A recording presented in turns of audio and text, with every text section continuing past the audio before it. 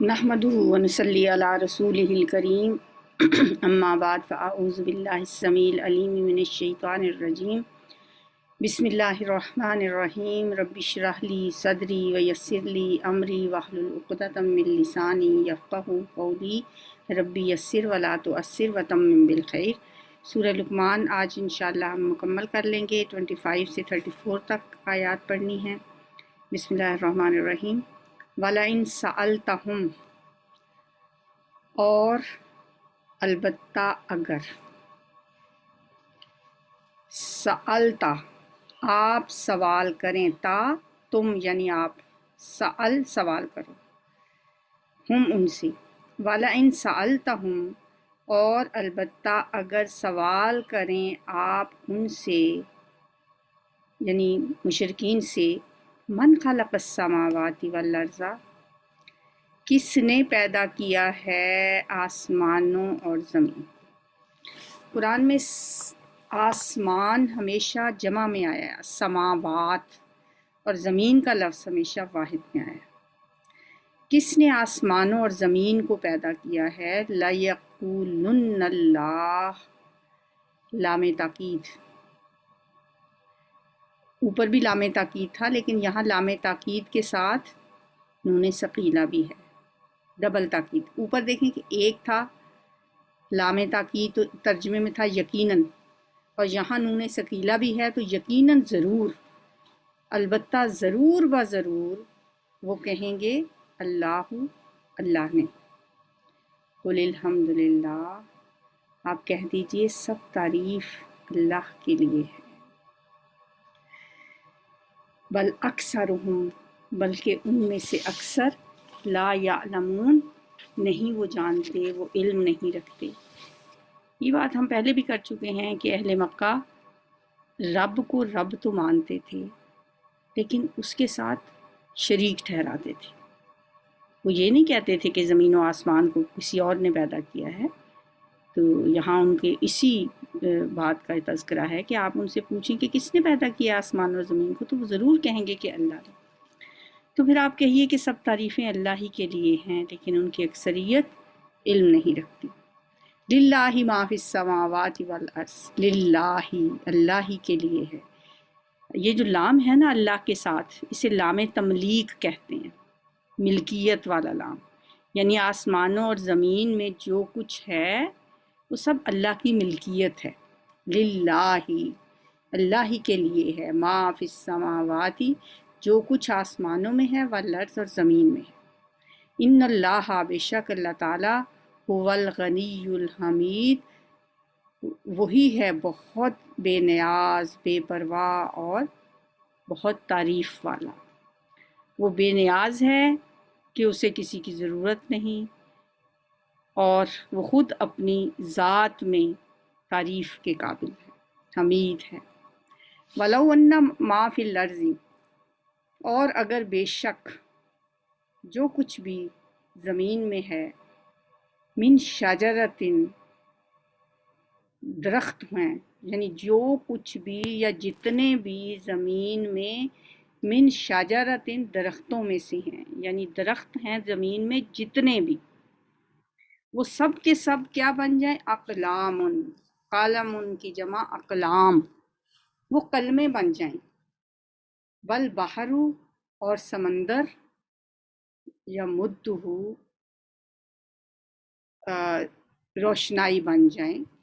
जिसे हम इंक कहते हैं। मिन बाद ही, इसके बाद, नहीं, वल बहरु और समुंदर भी, ये इसके साथ है।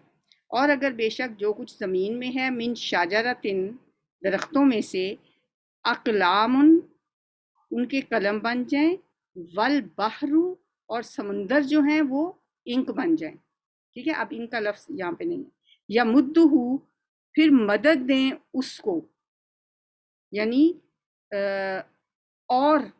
उसके साथ, मिन बाद ही, इसके बाद, सब अतु अबहुरिन, 7 समंदर, बहरुन की जमा अबहरुन,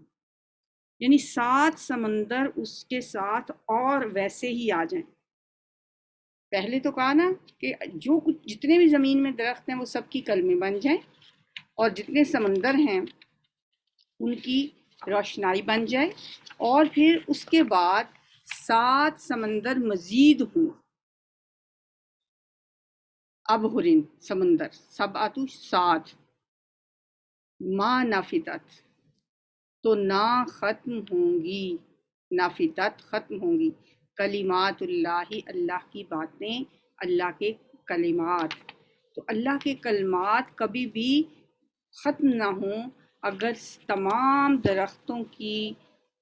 کلمے بنا لی جائیں، تمام سمندروں کی سیاہی بنا لی جائے،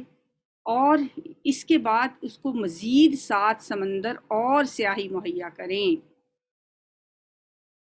یہاں پر بحر کے بعد مداد، مداد کا مطلب ہوتا ہے سیاہی، یہ انہی دعا ہم پڑھتے سبحان اللہ و بحمدہ عدد خلقہ و رضا نفسہ و زینت عرشہ و مداد کلماتہ، تو اس میں بھی یہی ہے، یہی والی بات ہے جو یہاں بیان کی گئی ہے۔ مطلب سیم تو وہ نہیں ہے، وہ ہے کہ سبحان اللہ و بحمدہ، سب تعریف اللہ کے لیے ہے اس کی حمد کے ساتھ، عدد خلقی ہی اس کی مخلوقات کی تعداد کے برابر، یعنی اتنی اس کی تعریف جتنی اس کی مخلوقات کی تعداد ہے، وزینت عرشی ہی اس کے عرش کے وزن کے برابر، ومداد کلمات ہی اور اس کی کلمات کو لکھنے کے لیے جتنی مداد چاہیے، جتنی سیاہی چاہیے، اس کے برابر یا اللہ میں تیری تعریف کرتی ہوں۔ تو یہاں پہ بھی بحر کے بعد مداد کا لفظ جو ہے نا وہ لکھا ہوا نہیں ہے، لیکن اس کا مفہوم اس میں شامل ہے یہاں پہ، والبحر مداد، یعنی کہ سمندر بن جائیں سیاہی، ٹھیک ہے۔ تو یمدو کا مطلب ہے کہ وہ مہیا کریں گے اس کو، یا وہ مدد دیں گے اس کو، دیں اس کو، من بعد ہی اس کے بعد سب ابحرن 7 سمندر مزید، ٹھیک ہے۔ یعنی مفہوم اس کا یہی ہے کہ اگر زمین میں موجود سب کے سب درخت کلمے بن جائیں اور سمندر سیاہی بن جائے، پھر مزید 7 سمندروں کا پانی بھی سیاہی بن کر اس میں شامل ہو جائے، تب بھی ما نفدت کلمات اللہ، نہیں ختم ہوں گے اللہ کے کلمات، ان اللہ عزیز حکیم، بے شک اللہ تعالیٰ زبردست اور حکمت والا ہے۔ پہلے بھی آپ کو بتایا گیا کہ کائنات کی ہر چیز جو ہے اللہ کے کلمہ کن سے بنی ہے، کلمہ کن سے، ٹھیک ہے۔ اس طرح اللہ کی تمام مخلوقات بھی گویا اللہ کے کلمات ہیں، کلمات اللہ ہیں، جن کو گننا ممکن نہیں ہے۔ پرانے زمانے کے مقابلے میں آج کا انسان اس کائنات کی وسعت کے بارے میں زیادہ بہتر جانتا ہے۔ سائنسدان جو ہیں وہ اربوں نوری سالوں کی وسعت تک کا مشاہدہ کر چکے ہیں، مگر اس سب کے باوجود بھی وہ کائنات کے بارے میں ابھی بہت کچھ نہیں جانتے،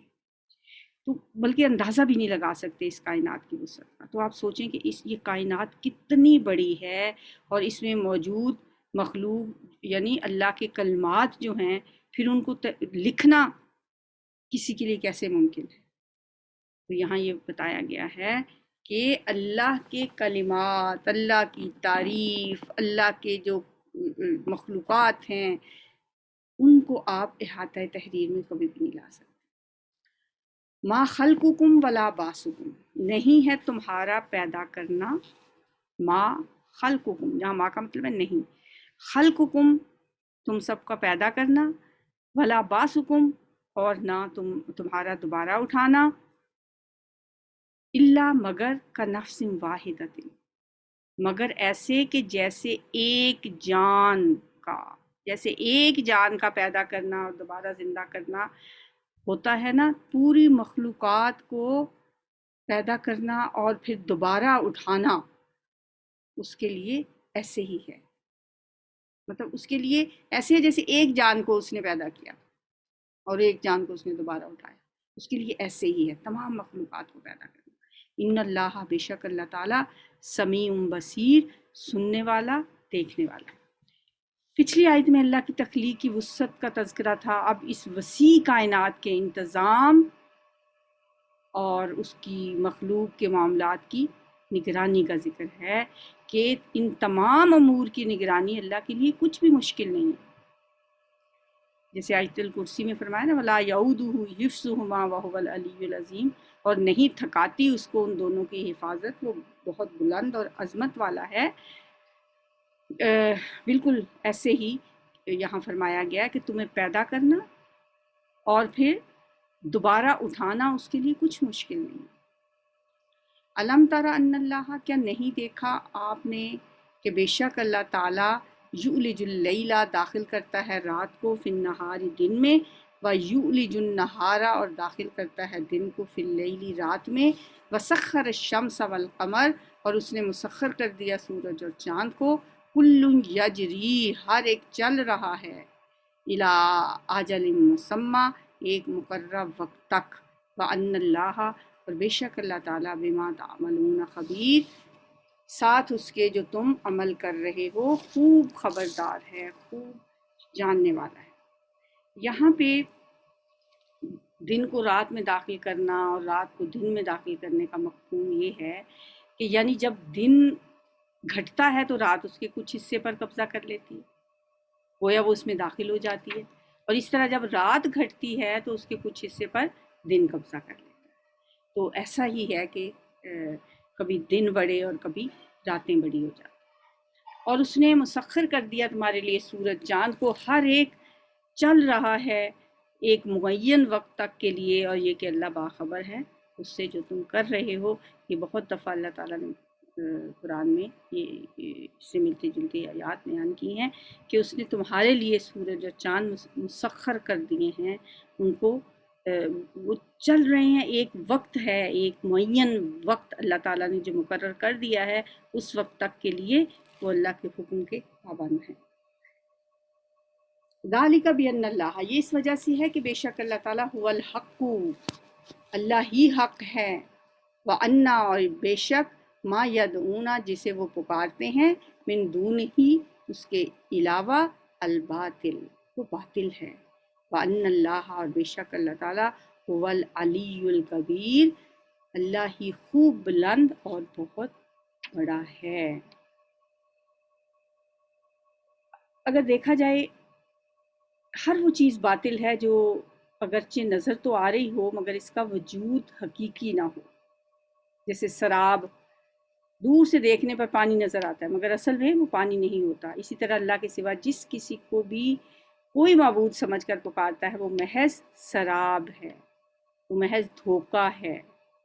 اور یقیناً اللہ ہی سب سے بلند و بالا اور بہت بڑا ہے، علی الکبیر، بہت بلند ہے اور بہت بڑا ہے. علم ترى ان الفلک، کیا آپ نے دیکھا نہیں، اب اس کو میرا خیال ہے ترجمہ آپ کو سمجھ آ ہی گیا ہوگا. حمزہ جو ہے اس کا مطلب کیا، لم نہیں، تا تم نے، را دیکھا،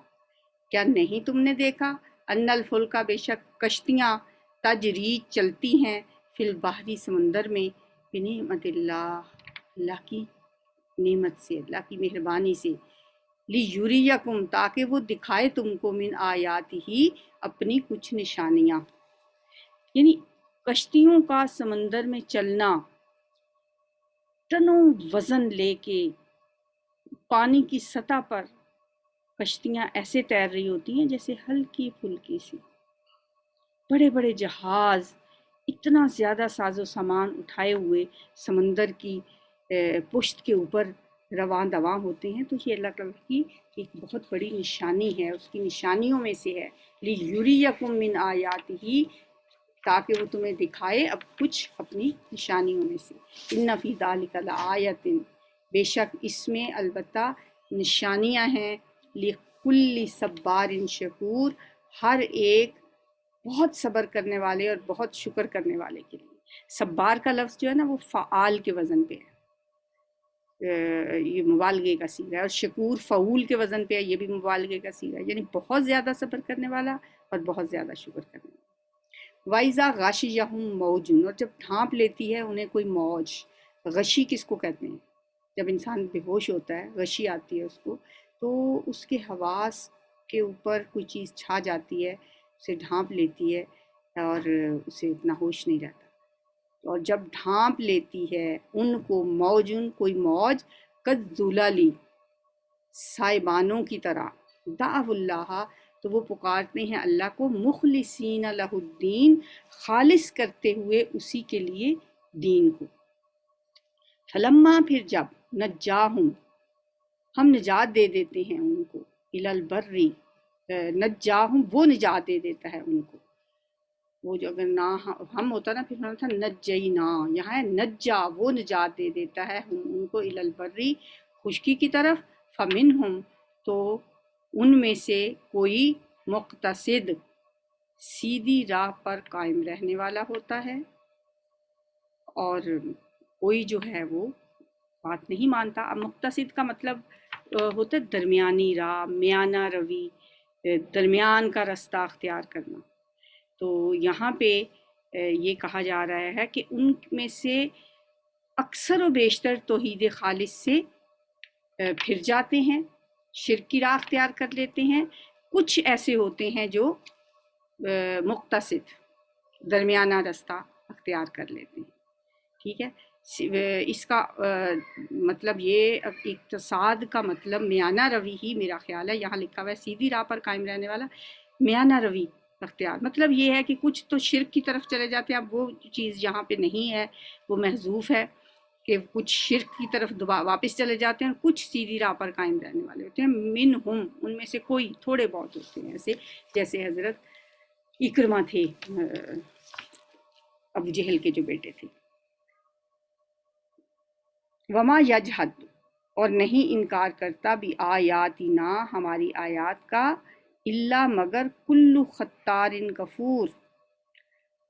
کلو ہر ایک وہ شخص، خطارن جو عہد توڑنے والا ہے، جھوٹ بولنے والا بھی اس کا معنی کیا جاتا ہے اور عہد توڑنے والا بھی کیا جاتا ہے، تو کفور ناشکری کرنے والا، یعنی ہماری آیات کا انکار وہی کرتے ہیں جو قول کے جھوٹے ہوتے ہیں، جو بد عہد ہوتے ہیں، جو انتہائی ناشکرے ہوتے ہیں۔ یا ایھا الناس اتقوا اے لوگو ڈرو، ربکم اپنے رب سے، وخشو اور خشیت اختیار کرو۔ اب تقوی بھی ہے، خشیت بھی ہے، دونوں الگ الگ لفظ ہیں، دونوں کے مفہوم بھی الگ الگ ہیں، لیکن دیکھا جائے تو دونوں کا معنی ڈرنا ہے، اگر ہم ڈرنا ہی اس کا ترجمہ کرتے ہیں تو بھی کوئی حرج نہیں ہے۔ اے لوگو ڈرو اپنے رب سے، یا تقوی اختیار کرو اپنے رب کا، وخشو اور ڈرو، یومن اس دن سے، لا یجزی نہ کام آئے گا، والد کوئی والد، ہم والدہی اپنے بیٹے کے، ولا مولود اور نہ ہی کوئی بیٹا، ہوا جازن وہ کام آنے والا ہے، اوپر تھا یجزی یہاں پہ جازن، مطلب دونوں کا ایک ہی ہے، کام آنے والا، ام والدہی اپنے والد کے، شیئن کچھ بھی، ان وعد اللہ حق بے شک اللہ کا وعدہ سچا ہے، یعنی ایک باپ اور بیٹے کا جو رشتہ ہے نا وہ بہت قریبی رشتہ ہے۔ اللہ تعالیٰ نے یہاں پہ باپ اور بیٹے کا قریب ترین رشتہ بتا کے یہ بتا دیا کہ اس کے علاوہ جتنے بھی رشتے ہیں ان کے بارے میں بھی سمجھ جاؤ کہ اس دن کوئی کسی کے کام نہیں آ سکتا۔ اگر باپ بیٹے کے کام نہیں آتا، بیٹا باپ کے کام نہیں آتا، تو پھر کون کس کے کام آئے گا؟ ہم نے پہلے بھی پڑھا وَاتَّقُوا يَوْمًا لَا تَجْزِي نَفْسٌ عَن نَفْسٍ شَيْئًا وَلَا يُقْبَلُ مِنْهَا شَفَاعَةٌ وَلَا يُؤْخَذُ مِنْهَا عَدْلٌ وَلَا هُمْ يُنصَرُونَ۔ اور ڈرو اس دن سے جس دن کام نہیں آئے گی کوئی جان کسی دوسری جان کے کچھ بھی، اور نہ کسی سے کوئی سفارش قبول کی جائے گی، اور نہ ہی کسی سے کوئی فدیہ لیا جائے گا، اور نہ ہی انہیں کوئی مدد مل سکے گی۔ فلا تغرنکم الحیات الدنیا اور نہ پس نہ، غرہ یغر ہوتا ہے دھوکہ دینا، غرہ یغر غرور دھوکہ، پس نہ دھوکے میں ڈالے تجھے، الحیات الدنیا دنیا کی زندگی، ولا یغرنکم اور نہ دھوکے میں ڈالے تمہیں، باللہ اللہ کے بارے میں، الغرور دھوکے میں ڈالنے والا، یعنی دغاباز، مراد اس سے کون ہے؟ شیطان۔ دنیا کی زندگی سے بھی دھوکہ نہ کھانا اور شیطان سے بھی دھوکہ نہ کھانا۔ اللہ تعالیٰ کتنا واضح اور کلیئر کر کے ہمیں وارن کر رہے ہیں، سمجھا رہے ہیں کہ انسانوں، اللہ کے بارے میں انسان کو دھوکے میں ڈالنے والے شیطان کے شکنجے میں نہ پھنس جانا، اس کی باتوں میں نہ آ جانا، اس کے حربے وہ ہر طرح کے آزماتا ہے۔ کبھی وہ انسان کو ہمدردانہ طریقے سے یہ بتانے کی کوشش کرتا ہے کہ اللہ بڑا غفار ہے، بہت رحیم ہے، وہ بہت غفور ہے، گھبرانے کی ضرورت ہی کوئی نہیں ہے، خواہ تم پریشان ہوتے ہو۔ اگر زندگی ملی ہے، زندگی تو ایک ہی دفعہ ملتی ہے، اس طرح کی باتیں آپ نے سنی ہوگی لوگوں سے، زندگی روز تھوڑی ملتی ہے، بابر بیش کوش کے عالم دوبارہ نیست، زندگی دوبارہ تھوڑی ہاتھ آنے والی، عیش کرو، اللہ بہت رحیم ہے، غفور ہے، اس نے جنت کس لیے بنائی ہے؟ ہمارے لیے ہی تو بنائی ہے، وہ دوزخ میں کیوں ڈالے گا؟ وہ تو 70 ماہوں سے بڑھ کے محبت کرتا ہے۔ تو یہ سوچ سوچ کے گناہ کرتے جاؤ تو یہ شیطان انسان کو خود دھوکے میں ڈالتا ہے، بڑے بڑے گناہ گاروں کو بخش دے گا۔ یہ کر کر سوچ سوچ کے انسان جب گناہ کرتا ہے تو گویا وہ اس دھوکہ باز کی باتوں میں آ جاتا ہے۔ تو یہاں اللہ فرما رہے ہیں ہرگز نہ دھوکے میں ڈالے تمہیں دنیا کی زندگی، اور ہرگز دھوکے میں نہ ڈالے تمہیں اللہ کے بارے میں دھوکے باز یعنی شیطان۔ ان اللہ، بے شک اللہ تعالیٰ۔ اب یہاں سے جو آیات آخری جو شروع ہو رہی ہے اس میں آخری آیت ہے، اور اس میں 5 چیزوں کا ذکر ہے کہ 5 چیزوں کا ذکر علم اللہ کے پاس ہے۔ ان میں سے پہلی اور آخری 2 جو ہیں ان کے ساتھ تو خصوصیت کے ساتھ علم کی بات ہے کہ ان اللہ، بے شک اللہ، عندہ علم الساعہ،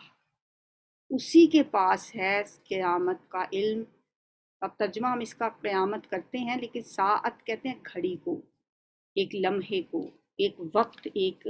جیسے کہنا چاہیے اب جو گھڑی ہوتی ہے نا کلاک، اس کو بھی ساعت اسی وجہ سے کہا جاتا ہے۔ تو مخصوص گھڑی مراد ہے اس سے، معین گھڑی، ایک وقت جو قیامت کے لیے جو زلزلہ آئے گا جب پوری زمین جھنجھوڑ دی جائے گی اور پہاڑ روح کی گالوں کی طرح اٹھتے پھریں گے، جیسے کہ القاریہ القاریہ وما ادراک ما القاریہ، کھڑکھڑانے والی، کیا ہے کھڑکھڑانے والی، وما ادراک ما القاریہ، تو کیا پتا وہ کیا ہے۔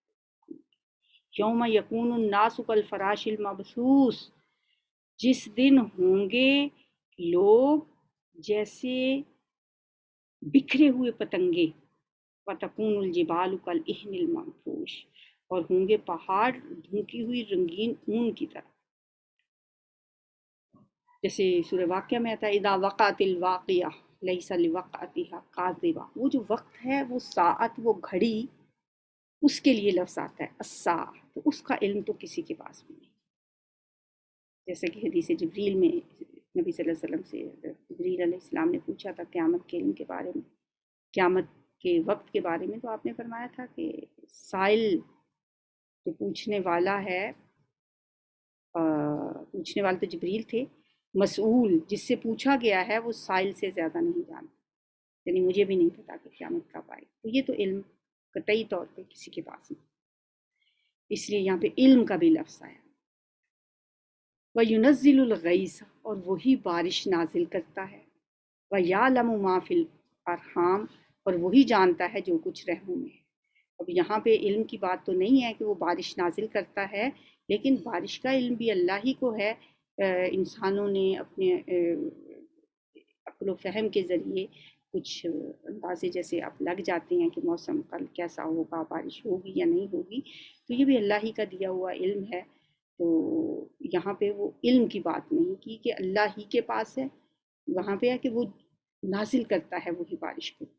تو یعلم ما فی الارحام، وہ جانتا ہے جو رحموں میں ہے۔ اس میں لوگ کہتے ہیں کہ نہیں آج کل تو مشینوں کے ذریعے پتہ چل جاتا ہے کہ بیٹا ہے یا بیٹی، تو صرف اتنا ہی پتہ چلتا ہے کہ بیٹا ہے یا بیٹی ہے، تو رحموں میں ہے کیا، وہ بدبخت ہے یا نیک بخت ہے، وہ اچھا ہے یا برا ہے، اس کے عمل کیسے ہیں، یہ سب کچھ تو اللہ ہی جانتا ہے۔ وما تدری، اور نہیں جانتا نفس، کوئی نفس، ماذا تکسب، کیا وہ کمائے گا غدن، کل کو، یہ بات بھی کسی کو نہیں پتا کل انسان کیا کمائے گا؟ بڑا اچھا انسان سوچ کے جاتا ہے جی میں نے اپنا باغ توڑنا ہے، جیسے وہ باغ والوں کا قصہ بھی ہے سورہ کہف میں، لیکن صبح جا کے دیکھا تو وہاں کچھ بھی نہیں تھا۔ تو انسان کو نہیں پتا کہ کل وہ کیا کمائی کرے گا، عمل بھی اسے نہیں پتا کہ کل میں کیسے کروں گا۔ آج انسان اچھا بھلا اللہ کی دین پہ ہوتا ہے تو اگلے ہی دن اللہ اسے پھیرنے پہ آئے تو پھر بھی جائے۔ تو اس لیے ہمیں دعا بھی مانگنی چاہیے، یا مقلب القلوب ثبت قلبی علی دینک، اے دلوں کے پھیرنے والے میرے دل کو اپنے دین پہ قائم رکھنا۔